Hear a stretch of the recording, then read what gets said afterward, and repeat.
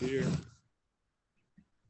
Hey, everybody, and welcome to a very special episode of A Dearybury of a Day. As you can see, I am not in my home office like I normally am, and I'm not at another house. I'm actually at my house in the backyard. You can see my lovely recycle bin right there. You can see my ladder, all my things that are on my back porch here. I am outside today because our very special guest is an outdoor enthusiast, specifically in regards to play.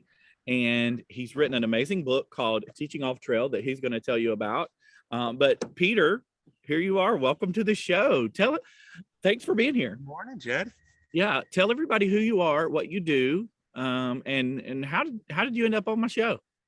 Well, my name is Peter Dargatz. I have been a teacher for 16 years in the public school system just outside Milwaukee in Wisconsin. Beautiful 90-degree May 11th, my birthday day today. Today's your birthday? It is. Yeah, I couldn't think of a better way to start my day than Dearybury Day. Peter, I love that you're here on your birthday. Happy birthday, man. I appreciate it so much. Thank you. So yeah, it's a beautiful day here in Wisconsin. So I'm excited to get to my classroom in a few hours or a few minutes here after our show is over and get my kids outside. A number of years ago, I just realized that I needed to change the way I was working with kids. I was just seeing that they were doing great academically, but they were just struggling being little humans. So I needed to find a new way to interact with them and create the best students I could be, the best people that I could be. And I thought play would be the greatest way to do that. So I was able to do research on play, meet people like you and Julie who helped me in my process of creating this book, which guides and shows how I created a nature kindergarten program in a public school where we are outside for a good portion of each and every day seasons, which here in Wisconsin can happen sometimes within the same week. Yeah, it's the same here. There's been a couple of days where, well, and this time of year is especially notorious for you need a jacket in the morning, and then by the end of the day, you're just pouring sweat. It's in the mid 50s this morning. And I just noticed while you were talking, I can see my breath, which is very unusual for us to see our breath in May. I'll start sweating buckets in a few minutes, so you'll see that on my end. The sun is literally right behind that tree, and I give it maybe 30 more minutes, and it's going to be blowing my face, and the deck will start to warm up very quickly. But I'm glad that you're here, and I'm glad that you're doing all this transformational work with play and your students. But I want to talk about the player that's in you for just a minute. You recently made a big life change and bought the farm, literally bought the farm. We did. Talk to us a little bit about what that farm and what you do and how just your life exudes playful living. You know, the point of these shows is to help people understand how playful living helps us all. And I know a lot of teachers, so a lot of my guests are teachers, but outside of the classroom in our daily lives, how are you playful at home on that farm? Sure. Well, I have 3 young children, and we wanted to work we wanted to get them into our school district. So we started looking for a potential place to live, and we happened to come across this wonderful property, 20 acres, which is nothing I had ever anticipated of ever acquiring, but it is a degraded land, which means that it is land that is in need of desperate restoration. And that's kind of what I like to do. The school classroom that I have worked on is a restored prairie. So we restored it from kind of just grass into now it's a beautiful prairie. And now we have 20 acres in our own land that actually, I'll try to turn so you can see it. It might not be the greatest of sight. Oh yeah. But it's a lot of fun. It's a lot of work. We've got chickens, which you might hear wandering around in the background. We're going to hear lots of animals probably in the background. And every day is a new adventure. I'm learning how to do things kind of as I go, which is a new adventure. I've just created a chicken coop. About 2 months ago, I had no idea how to correctly hold a hammer. So giving me power tools and trying to turn my barn into a place that's suitable for animals is certainly a playful adventure, at least. Yeah. There's the old saying, measure twice, cut once. Yeah. I kind of flip that a couple times. I measure maybe once and cut 3 or 4 times and then maybe start over. So I have a lot of extra wood, but that's okay because we can create mud kitchens and we can create little mazes out in the grass for us. So we have a lot of fun just doing different things. It's just fun watching my kids go out, climb trees, just explore and just see what we come up with. I think our favorite thing to do right now is right behind our property, there is a golf course. So we know that's not going to be developed anytime soon. Yeah. And so now that we have chickens and the golfers that are on that hole must be terrible because there are hundreds and hundreds of golf balls that land up on our property. When our chickens start developing eggs and we can start selling them, we're going to have a business model where our front farm stand is going to have egg cartons, but you don't know if you're going to get eggs. Are you going to get golf balls? Are you going to get a little mixture? I mean, it's kind of a fun game to see what they can get. So we just have lots of fun, just being playful and exploring the farm. Maybe it'll bring in some of the golfers to get their balls back. Oh, you better believe it. And while they're there, they'll pick up some eggs. I love it.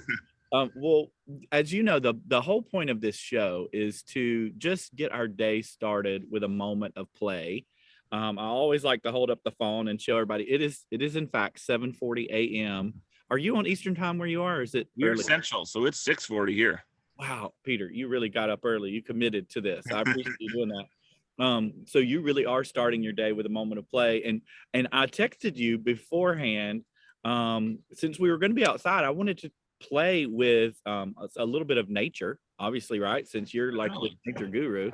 And I've put the computer on a Lazy Susan today, which is fantastic. Let me just show everybody this, how cool the computer looks when you put it on Lazy Susan. Watch what happens when it spins around. Isn't that lovely? Nice looking in my neighbor's yard there. Some flowers that I put on the table because we might use those. A computer on Lazy Susan just brought me a little joy this morning. Special effects. So what I texted you beforehand is sometimes I do spin a wheel. I have different ways that we decide what to play. But if I know the person and know a little bit about what they might enjoy, I try to craft an experience that's just for you. So I ask you to get some twigs. Okay, you got a bunch of twigs there? I do. I'm gonna turn the computer down where you can see what I'm doing here a little bit better. So you're gonna get a nice view of my chin and torso. But I got these twigs off of a tree in my front yard. They were just laying around the front yard. And I thought, what could Peter and I do with these twigs? And then I thought, well, we're going to just do the play personality of the explorer. An explorer is someone who likes to tinker. I think you're very much of an explorer, whether you know it or not, because you bought 20 acres of land and you're figuring out how to do things. So you're definitely exploring how to build a chicken coop, how to use a hammer, right? And you even said, we've got all this extra wood. We'll figure out what to do with it. So twigs are a great example of things that you can play with and figure out what to do. So what I wanted us to do today, rather than have a specific plan for these, I wanted us just to talk about the twigs that you have and the twigs that I have and what we could possibly do to create playful moments with those. One of the first things I think of always with a twig is that they make great role play. You know, you can put them on your head and give yourself a little healthier. If you've got glasses like me, they fit down in the glasses, and look, you don't even have to hold them. It's hard for you to see them a little bit, right? But look at that. Beautiful. That's great. I wore my contacts today, so I'm going. Mine are a little sideways, but that's okay. You're a special creature. My dog is looking at me. Bear's out here with me today. He's not normally on the show, but I let him out here with me. You want to say hey, Bear? Come on, let's say hey. There he is. There's a puppy. Yeah. Now that I've given him attention, he'll just be up here the whole time. All right. What else, Peter, could we do with these besides a little role play? What do you think that we could do with our twigs? My kids right now are into Tic Tac Toe. Okay, yeah. And so we like to build when we make twigs. We like to build. We love to draw. We love to make stories. But sometimes when you just use regular old crayons and regular old markers and paper, it gets a little bit different. So we like to go out in the dirt in one of our outdoor classrooms, and we just get a collection of sticks, and then they create themselves. They create whatever the scene is. But lately, they've decided that they don't want to draw pictures. They want to create tic-tac-toe boards. So maybe we can play virtually. I have my daughter who's joined me now. So you have a beautiful, wonderful dog. I have a 5-year-old, almost soon to be kindergartner. So it looks like this Mr. Jed and I were playing. You see his tic-tac-toe board? Yeah. Can you see it? And now I've got mine. So you gotta help me. Can you help me make the best choices on where to put the X's and O's? Now the O's might be a little tricky to make, but we can figure it out. Well, you know what? It doesn't have to be X's and O's. It could be an X and then a stick, just a number one. Exactly. All right. So tell me where you want to put yours first here. You're my guest. Where should I go? Go middle. Oh, she wants to go middle. Go middle. All right, you're gonna be X's in the middle. you're just gonna be like the number one. Number one in the middle. Got it. Okay, number one. Okay, all right. I will be the X's, and I'm gonna go for this. On your end, it'll be the top corner, but I'm gonna go over here. All right, I got my X there. Okay. So it looks like you're going bottom right. All right, I'm gonna mark it here. What do you think, Oakley? What's up? Where Or you? Oh, that's fun. You're recreating the game, right? Yeah. I'm more visual, so you want to go? Okay. We're gonna go to bottom left. Okay, bottom left. That's over here, right? That is correct. Okay. All right. Well, then I've got to go here to block you. Oh, he's a smart man. We thought we might get you before the morning coffee, but you got us. And I haven't had any yet, so. Oh. All right, Oakley, what do you think? Take a look at our board. He blocked us. He's got an X here and an X here, and we've got open spaces. Oh, you're going for the block. Well done, my dear. Oh, is that where she went right here? She's going for the block. That's where I thought she might go. Okay, I'm gonna, let's see. Well, I guess I've got to go for the block again here. We're getting blocked again, Oakster. Aww. I know. It's Tic Tac Toe is one of those games. One little mistake is how you, on the opponent's part, that's how you win. Just one little. I haven't figured out exactly where's the winning space. Like there's always one. If you play, sure. I think it's just all a set of. You got to know each move ahead of time. Yeah, you do. All right, you want to go top middle, Oakley? All right, we're going top middle. Top middle. Okay, that would be there. All right. Well, I'm gonna have to block. That's all I know to do. And then so there's that.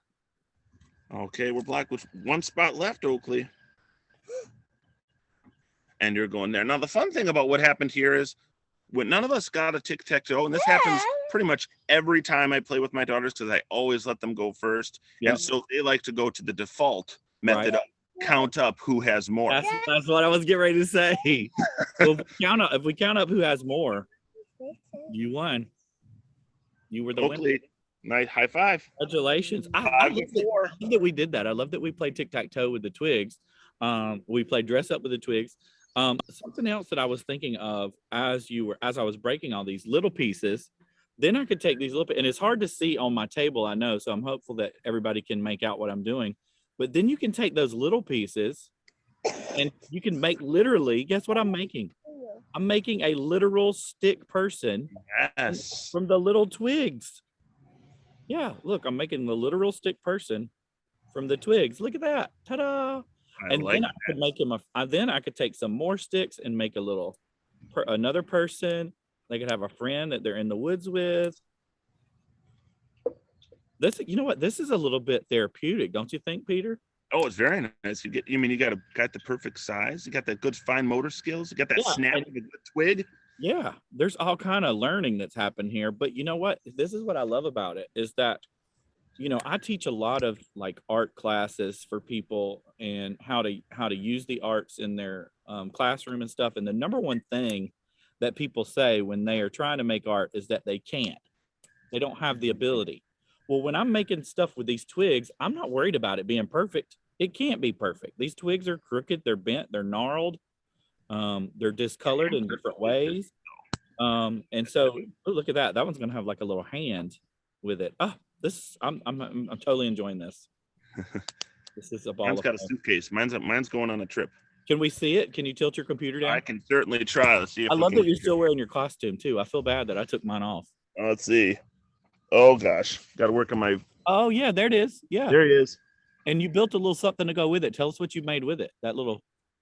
That's my suitcase, my traveling rolling cart. Yeah. I've only got 5 weeks left of school, so excited for vacation. Now my vacation's gonna be in my backyard, but that's okay. Yeah, you have work to do all summer. I love that. Lost one of my ears. Well, there it is. That's me and you, Peter. Oh, we look great. Yeah, we look great. And I'm gonna make very quickly. I'm gonna try to, spell out the word play here at the bottom. Think I can do that? I think so. That's funny that you did that. That's one of our newest sight words. And is play a sight word? Yes. Okay. It is. Maybe today. Outdoor stations. in Today, kindergarten was use sticks. maybe today when you get to school, y'all can go outside and make sight words out of sticks. We can definitely do that.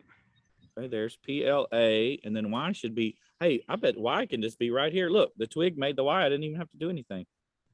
Look at that. Ta-da. Beautiful. I'm gonna take a little picture of that because that looks cute, and I will post that out in the world for people to see. Peter, this was fun, man. We started our day with a moment of play. It just got our brains wrapped around the day ahead, and while we did, we just played, and what happened is serotonin and dopamine and catecholamines, all the feel good juice that's in our brain got released. And you know what? Just as I said 30 minutes that tree was going to be up over the tree. Now it's about 15 minutes that the sun is right up over the tree. It's starting to be like right in my face. That's the cue. That's the cue. That means we're ready to start our day. So anyway, thank you for joining me this morning. Of course. Thanks for the invite. I hope that you had a great time, and I hope that some people will go buy your book. If people want to order your book, where could they go to get it? Well, it's available on all online retailers like Amazon, and so it's through Red Leaf Press, a Minnesota publisher. So they always appreciate checking into. They have lots of great early childhood education materials, but it's available everywhere. Yeah. Find me online, and I'll send you a signed copy. I can sign it for you. Like little cards I can send you could add right to your book. I love that. I'm going to show everybody your name up here real close so they can learn it. And the best thing you ever did for me was to say your last name, Dargatz like targets. Exactly. I'm telling you that changed my life, because sometimes when I'm talking to Julie, I'll say something about Peter, and she often asks, "Is Peter Reynolds?" And I'll be like, "No, Peter Dargatz, like targets." So she and I, because we struggled, we didn't know how to say your last name for a while. Yeah, it took me a while too. Then when you taught us that. So anyway, thanks for just all the work you do in the world of play, and we appreciate you joining. I'm going to tell you, like I tell all of my guests, don't ever forget that you matter, and y'all play pretty. Oh, lovely. I wore that shirt. I've been waiting just for that moment. Today's very big reveal. Every day I tell people to play pretty, but this day I wore it on my shirt. If you want that shirt, we have a Redbubble. Just message me and I'll be happy to tell you. Anyway, Oakley brought us some soup. Oh, so good. We played hard. Now it's time to eat hard. So we got some soup. You go and enjoy that soup, and I'm gonna go get a hot cup of tea to warm up from being outside. I'll talk to you later, man. Have a great day. Have a great day, everybody. Take care.